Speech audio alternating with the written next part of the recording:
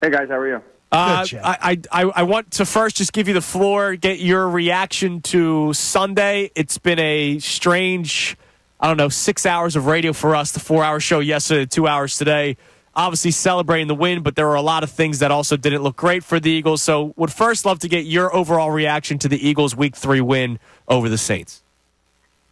Yeah, I mean, anytime you go on the road and win a game against a team that's 2-0 and it came in with the top offense in the NFL, you got to be happy with exiting with a victory. Now, it's early in the season. I didn't think the Saints were quite as good as their record, or at least, this disparity in the amount of points that they had scored versus the teams that they had played. And I don't think the Eagles were probably as poor as they had looked against the Falcons. So, team's probably a little closer than maybe it looked like on paper. But, the most impressive takeaway is just the performance of the defense. They were, as you would hope they would play, considering what they have invested up front. And, some of the stuff the Saints did, I think, played to their advantage. I was a little surprised that the Saints didn't try to run at them more in 4-down sets, but get them into those looks. But Vic Fangio also made some changes in terms of personnel, in terms of scheme. And, the guy brought it and really did a good job against what was, an explosive offense and one that really had played well in terms of the run game. Jeff, after what you've seen from the Eagles on Sunday in New Orleans, what do you think is the most sustainable takeaway you have from that defense that you think is absolute reality and they have a chance to build on it? Well, yeah, John Carter is the guy that I would focus on. I mean, he has the most talent of anybody on that side of the ball. He has the ability to wreck a game, and he did that as a run defender, as a pass rusher. The guy, one-on-one can be almost virtually unblockable. So, that was a real positive because in those first two games, it seems like, he had his moments. He was getting doubled a lot. He had a tough assignment in Chris Lindstrom in the second game. So I think there were reasons why he wasn't performing as the Eagles had hoped he would. And, he certainly benefited, once the center, when Eric Coy went down, I think on the third snap of the game.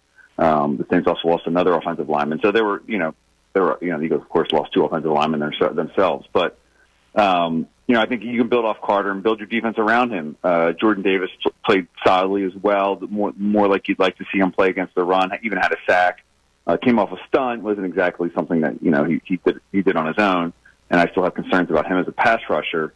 But I think the Carter thing, and I think that Vic was, being able to kind of change his scheme. I mean, what they did essentially was they got Bryce off the field more on rundowns and used a little more Milton Williams and other defensive tackles as edge defenders in certain looks, and you got more snaps for Brandon Graham. But to answer your question, I don't know if some of that is sustainable. Jeff, is Nick Sirianni more involved with play calling than we originally expected? No, I mean, Kellen Moore's calling the offense. And Nick offered up about the 4th and 1 because I guess he wanted to take a little of the heat off of Kellen. But I mean, that's, head coaches do that all the time. John Harbaugh doesn't call plays on either side. He'll interject, certainly when it comes to 4th downs. That's what a head coach does, right? I mean, it ultimately comes down to him. It's his decisions because he's the head coach, and he decided to hire Kellen Moore and give him the offense. Of course, he's probably pushed into doing that, but that's how this dynamic is set up. And if he feels fit at certain times to jump in and make calls, that's his right. Did he make the right call there? I don't think so, but that's another story. Jeff, I'm going to editorialize a little, not you. That he appeared extremely defensive with you yesterday in that line of questioning during the press conference. And in all the years I've been doing this job, I've seen a lot of coaches go down that road. It usually doesn't end well. Are you seeing a different Nick Sirianni this year, or is in the press conference situations, or does it pretty much seem like the guy you've gotten used to working with? Well, I thought Nick was really good last week in explaining his 4th down decisions. He went in great detail. Maybe a little bit too much, but because sometimes you can kind of get lost in all the words. But it was appreciated, right? He at least brought us into his thought process about why he made those decisions, and said he was still convicted in those decisions. Now, the analytics and some of them will say that he didn't make the right choices, and I get that the analytics aren't black and white. There's a gut thing that is involved, and in making those types of decisions.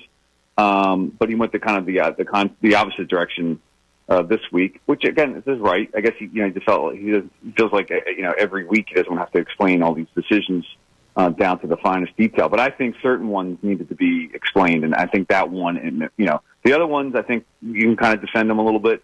That one before the half was extremely questionable, not because of the play call, and you can argue either way on that one. My thing was that they have run tush push fakes off tush pushes before, but that was only after it had been widely successful. And this year it hasn't really quite been that successful. So to think that a team would normally think the percentages of them going for it there versus a tush push, I didn't think that was the right time to call a fake. But the bigger question is, why go for it there? I think it was 14 seconds left when you ran the play. It was, when he got stopped, there was 10 seconds left. I mean, realistically, you have one shot to the end zone, and then you have to get out on the field. You'd have to use the last time out there. You have one shot to the end zone. Yeah, and if you get sacked or stopped short, the clock, you're not going to get that field goal. There's a lot of things that could go wrong there. And then he's saying he had 2 plays. I guess if he's saying 2 plays, he's including the field goal. But even then, you're just basically doing what you could have done on fourth down, which is kick the field goal. So why make that risk? So I don't understand that thinking. And he really, quite frankly, never answered the question about whether he, in retrospect, that was something he would have done or not done. We know that Britton Covey's out. You can't really give us an update on Devontae Smith because it's concussion protocol. Any chance A.J. Brown plays on Sunday? And if not, and if Devontae is out and we already know Covey's out, what do they do at receiver? Yeah. I think A.J. Brown's probably going to try and give it at least a go in practice this week. I have to do a little more reporting on that. But, he's got obstacles to clear before he can play on Sunday. But I think at least there's a chance. Last week there was no chance. But yeah, if you're down those 2 guys, this is what a lot of people were pointing out in the off season, is that who's the third receiver. Now they went and got Jahan Dotson, but he hasn't really done much. It's taking a while to get him kind of involved in the offense, or at least get him on the same page with Jalen Hurts, and that's understandable. But that's what happens when you wait until the last minute to bring in a guy that that doesn't know the offense that well. So it's going to be Dotson. Covey's definitely going to be out. Johnny Wilson's another one that they're going to have to rely on. Paris Campbell, could see them sign somebody for the week. And then you have, thankfully they still have Dallas Goedert, and we saw, what happens when you throw the ball at him a lot. Grant Calcaterra has been a little more effective as a receiver, so they're going to have to, do different things. But, all that being said, too, they also have a guy called Saquon Barkley. I got to tell you that it's going to be a fun one to watch. The bye week, when we saw it early in the year being week 5, I thought, boy, that's terrible. And right now I'm like, yeah, it's pretty good. Yeah, I mean, the injuries certainly, if they can get to 3-1 into the bye, you're feeling pretty good. 2-2, obviously not as good. But, they are banged up a little bit. The concussions are going to hurt them probably this week. Lane and Devontae, again, it's hard to kind of put a measurement on the concussions, but none of them look good. Jeff, listen, man, we appreciate it as always. We can't wait to talk to you again next week. Enjoy your travels down to Tampa Bay, and hopefully the Eagles can get another win. And I think your job's been fun so far. The Eagles are 2-1, and there's been plenty to talk about and write about when it comes to this football team. Well, that seems to always be the case. So thanks, guys. You're the man, Jeff. There he is.